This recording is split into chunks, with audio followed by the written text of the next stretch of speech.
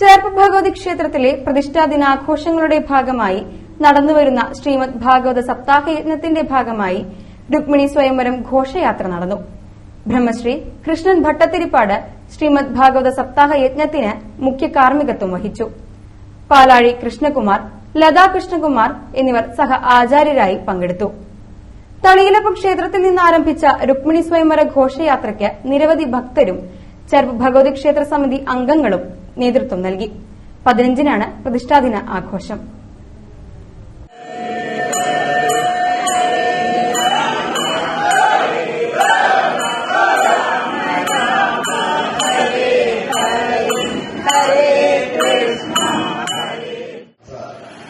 നാരദ സംവാദമാണ്.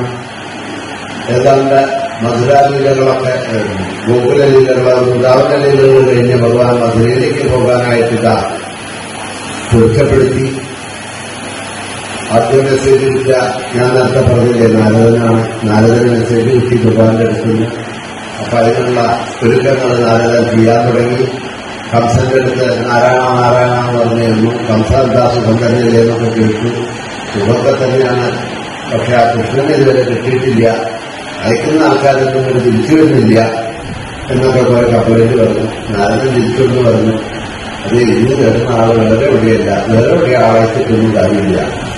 അതില്ല, നന്ദഗോപ ഗൃഹത്തിന് നന്ദന്റെ കുഞ്ഞുങ്ങളായിട്ട് അവിടെ വളർന്നില്ലേ 2 പേര്. ഇത് തന്നെയാണ് രാമകൃഷ്ണന്മാര്. എല്ലാ കൃഷ്ണൻ തന്നെയാണ് എന്റെ അന്തകൻ എന്ന് ശ്രീ ദേവന്മാര് പറഞ്ഞു.